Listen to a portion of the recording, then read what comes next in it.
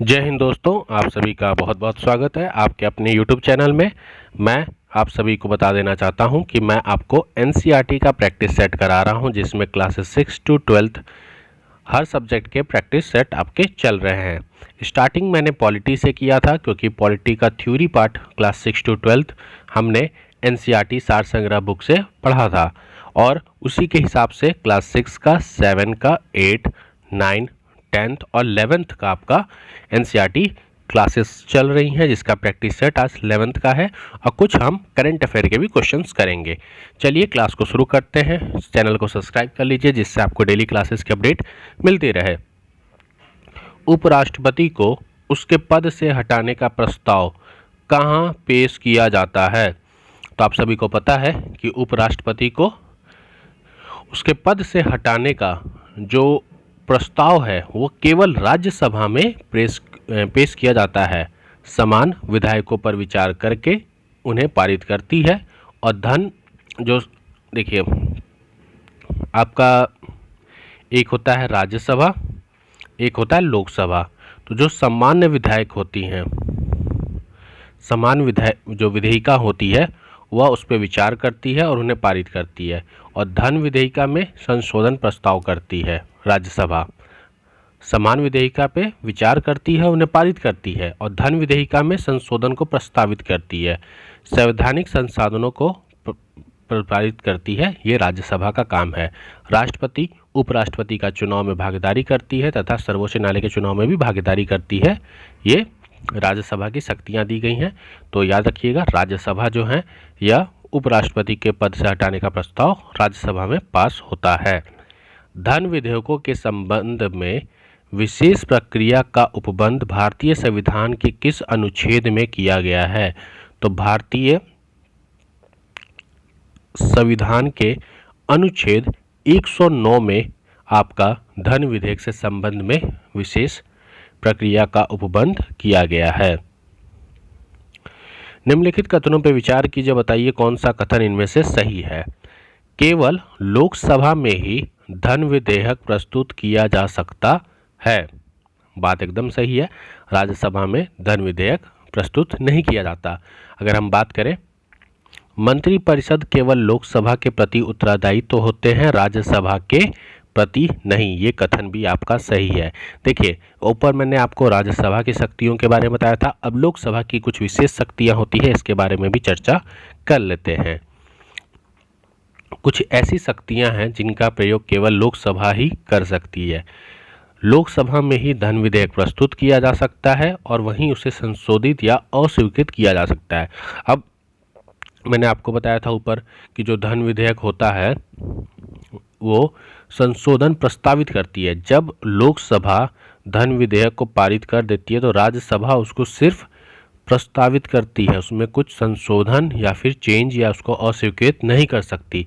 मंत्रिपरिषद केवल लोकसभा के प्रति उत्तरदायी तो है, राज्यसभा के प्रति नहीं। राज्यसभा सरकार की आलोचना तो कर सकती है, पर उन्हें हटा नहीं सकती है। क्लियर? विधायिका में प्रस्तावित किसी कानून के प्रारूप को क्या कहा जाता है? तो विधायिका में प्रस्तावित किसी कानून के प्रारूप को हम विधेयक कहते हैं। कानून बनाने की प्रक्रिया, किसी विधेयक को कई अवस्थाओं से गुजरना पड़ता है। इन अवस्थाओं पर गौर करें, आपको साफ साफ पता लगेगा कि कानून बनाने की प्रक्रिया कितनी कठिन होती है, और प्रस्तावित कानून के प्रारूप को हम विधेयक कहते हैं। ठीक है, याद रखिएगा। संसदीय प्रणाली के अंतर्गत विधायिका के द्वारा कार्यपालिका पर नियंत्रण के तरीकों में कौन सा तरीका शामिल है? तो इनमें से कौन सा तरीका शामिल है? वित्तीय नियंत्रण, अविश्वास प्रस्ताव, बहस और वाद विवाद, मतलब उपयुक्त सभी। संसदीय प्रणाली के अंतर्गत जो विधायिका के द्वारा कार्यपालिका पर नियंत्रण करने का तरीका कैसा है? अविश्वास प्रस्ताव पारित करते हैं वह, जवाबदेही को सूचित करना, बहस और वाद विवाद करना, नीति निर्माण कानून उन पर लागू करवाना, तो ये सारी चीज़ें हो जाएंगी। ठीक है, बहस और चर्चा करना, वित्तीय नियंत्रण करना, अविश्वास प्रस्ताव पारित करना, कानूनों को स्वीकृत और अस्वीकृत करना, ये सारे कार्य। हाल ही में यहाँ से आपका करंट अफेयर शुरू हो जा रहा है। ठीक है, ऊपर हमने जितना किया वो सब क्लास 11th का था। क्लास 11th अभी कंप्लीट नहीं हुआ है, अभी आगे भी और चलते रहेंगी। यहाँ से आपका करंट अफेयर के 20 क्वेश्चन आपको मिलेंगे। हाल ही में किस राष्ट्रीय उद्यान में बाघों की आबादी को संरक्षित करने के लिए जेनेटिक रेस्क्यू प्रस्तावित किया गया है? तो बताइए कौन सा बागान है? तो ये उद्यान है आपका रणथंभौर राष्ट्रीय उद्यान। ठीक है, रणथंभौर राष्ट्रीय उद्यान, याद रखिएगा।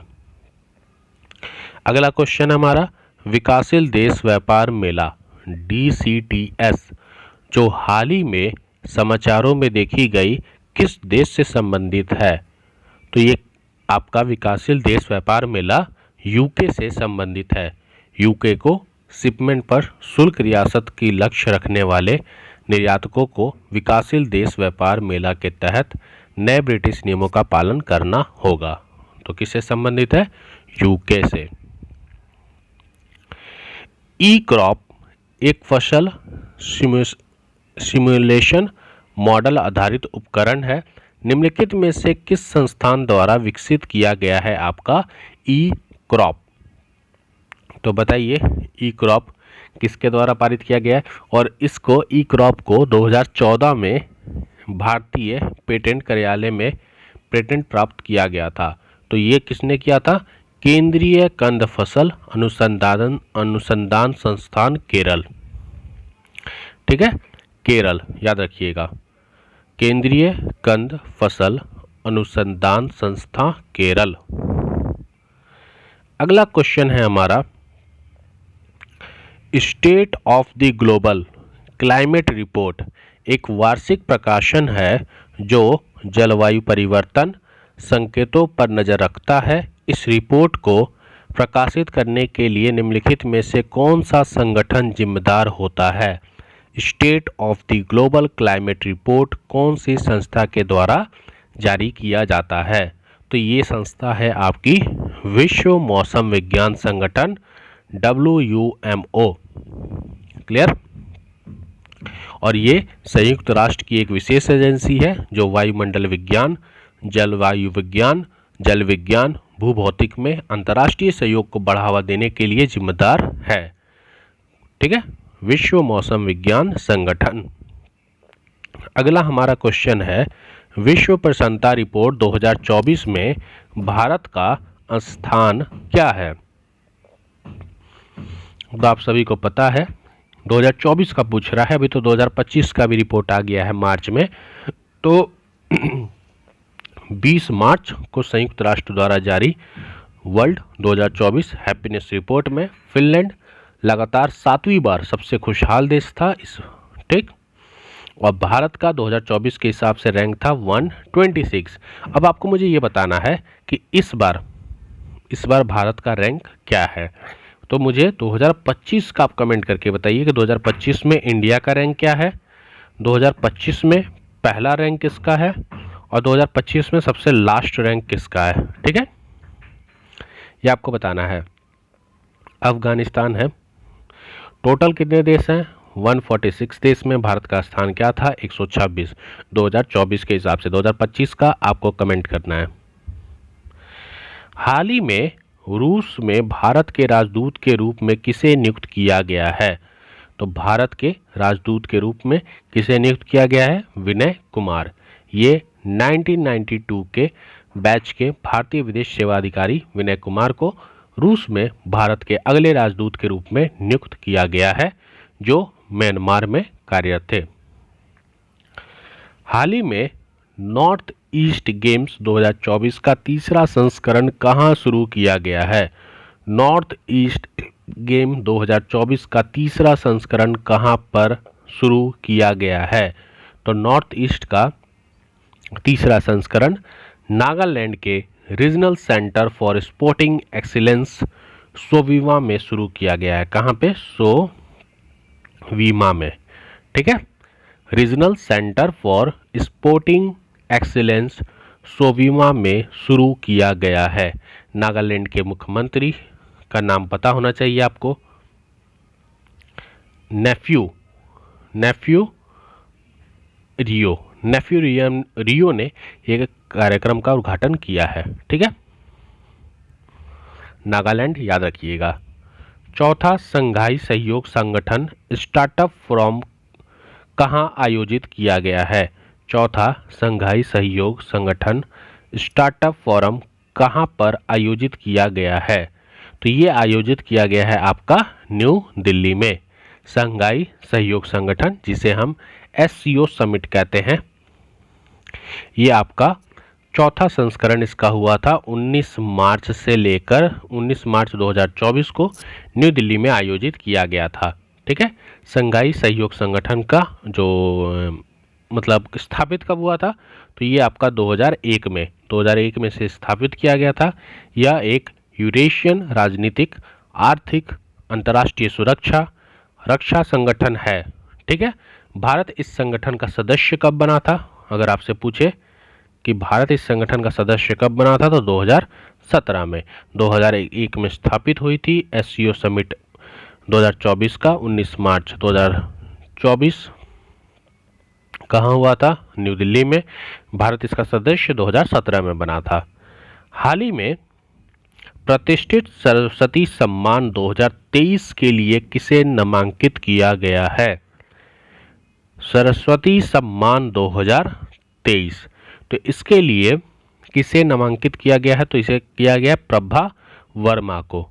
प्रसिद्ध कवित्री और साहित्यकार प्रभा वर्मा को काव्य उपन्यास, इनका एक उपन्यास है रौद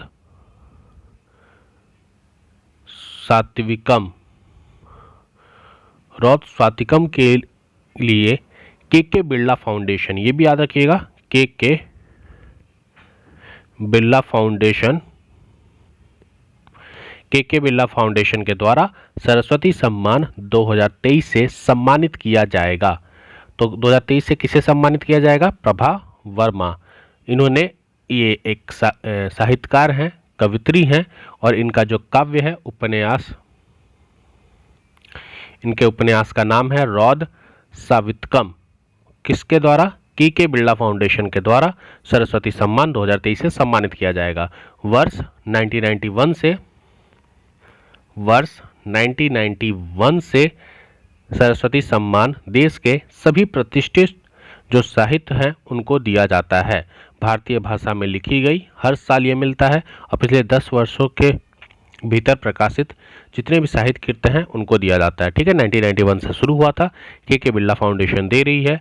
रौद सावित्कम इनकी उपन्यास का नाम है, प्रभा वर्मा, याद रखिएगा 2023। क्लियर? चलिए बात करते हैं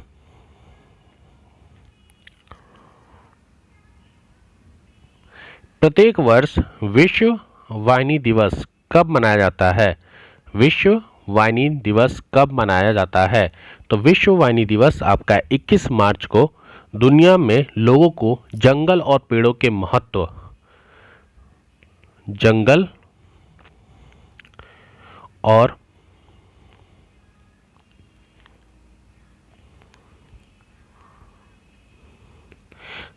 पेड़ों के महत्व की याद दिलाने के लिए हर साल 21 मार्च को विश्व वाहिनी दिवस मनाया जाता है। संयुक्त राष्ट्र महासभा के द्वारा वर्ष 2012 में विश्व वाहिनी दिवस मनाने की घोषणा की गई थी।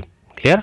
और अगर आपसे पूछ ले कि विश्व वाहिनी दिवस 2024 का थीम क्या है या फिर विषय क्या है, अगर आपसे विषय पूछ दे तो याद रखिएगा वन और नवाचार। ठीक है, वन और नवाचार, एक बेहतर दुनिया के लिए नया समाधान। वन और नवाचार, एक बेहतर दुनिया के लिए नए समाधान, ये इसका विषय है। जंगल और पेड़ों की सुरक्षा करना, वर्ष 2012 में UN के द्वारा इसको प्रस्तावित किया गया था और 21 मार्च को विश्व वाहिनी दिवस मनाया जाता है। क्लियर? पेरिस ओलंपिक 2024 में भारत के ध्वजावाहक के रूप में किसे चुना गया था?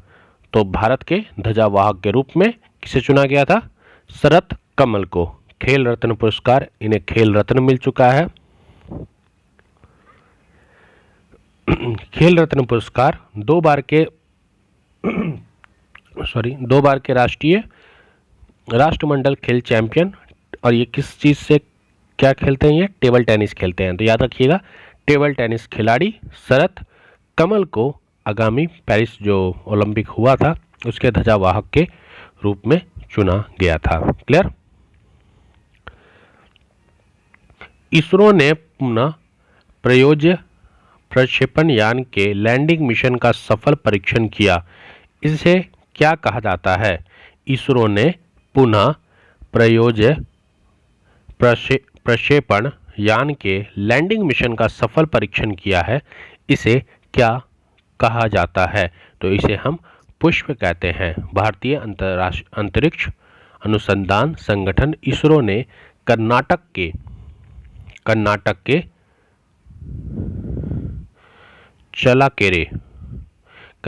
चलाकेरे में एरोनॉटिकल टेस्ट रेंज में पुष्प नामक अपने पुनः प्रयोज्य लॉन्च वाहन RLV के लैंडिंग मिशन को सफलतापूर्वक प्रशिक्षण किया है और यह RLV का तीसरा लैंडिंग मिशन था।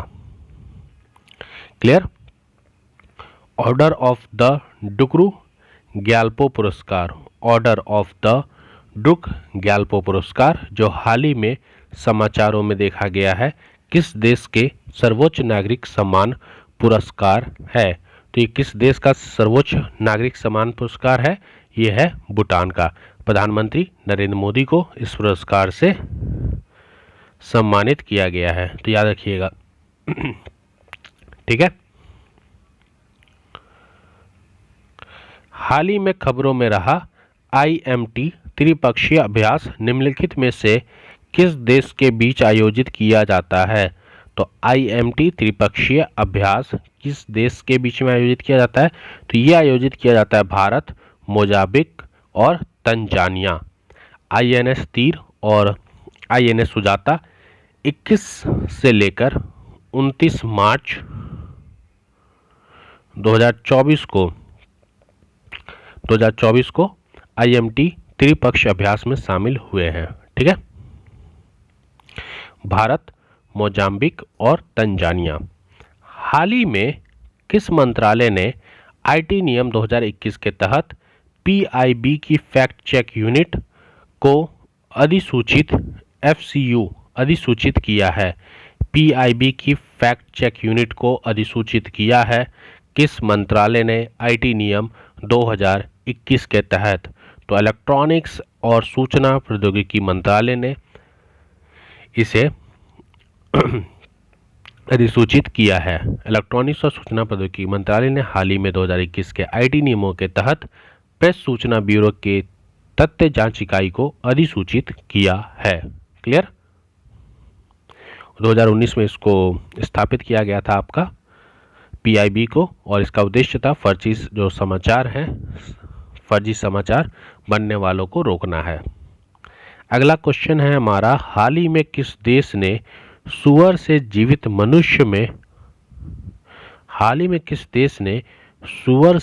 मनुष्य में आनुवंशिक रूप से संशोधित किडनी का पहला प्रतिरोपण किया है? तो ये देश आपका US ही हो सकता है। तो इसका राइट आंसर है US। अमेरिकी सर्जनों ने आनुवांशिक रूप से संशोधित सुअर की किडनी को 62 वर्षीय एक मरीज में सफलतापूर्वक प्रतिरोपित किया, जो बोस्टन के मैसाचुसेट्स जनरल अस्पताल में एक ऐतिहासिक सफलता है। ठीक है। पिछले प्रयासों के विपरीत, जहां सुअर की किडनी को अस्थायी रूप से मृत दाताओं के प्रतिरोपित किया गया था, यह पहली बार है कि सुअर की किडनी को किसी जीवित व्यक्ति में प्रतिरोपित किया गया है, जिससे रोगी ठीक होने के आशाजनक लक्षण दिखाई दे रहे हैं।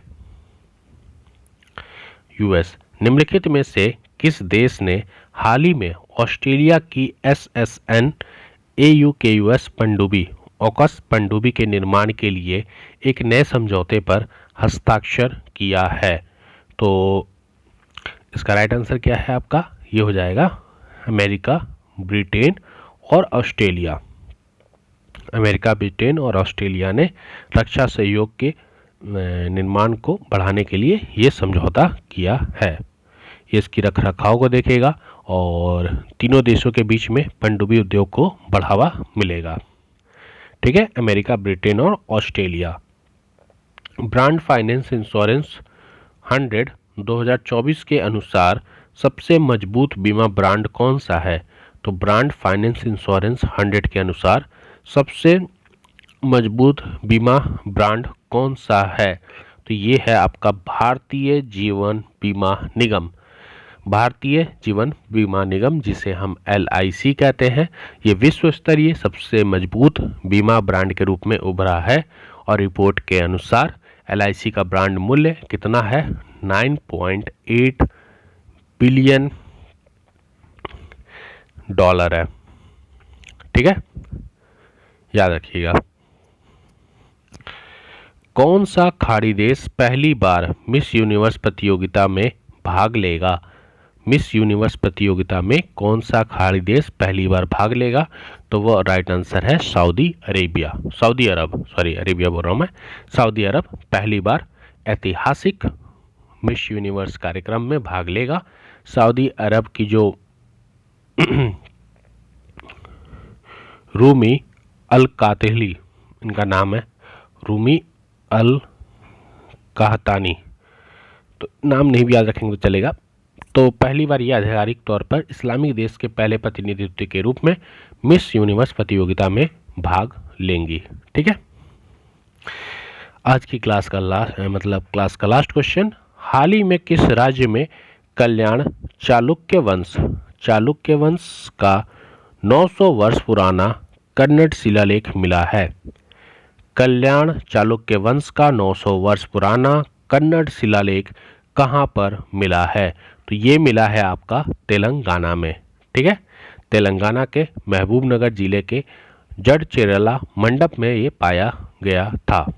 ठीक है, तो आपको ये क्लासेस कैसे लगी आप मुझे कमेंट करके बता सकते हैं। वीडियो को लाइक करें, चैनल को सब्सक्राइब कर लें और अपने व्यूज़, अपने थॉट्स आप कमेंट के थ्रू बता सकते हैं। तो आज की क्लास में हमारा क्लास 11th के कुछ क्वेश्चंस थे और करंट अफेयर के भी कुछ क्वेश्चन थे, वो हमारे कंप्लीट हो गए। मिलते हैं नए वीडियो में। जय हिंद, जय भारत।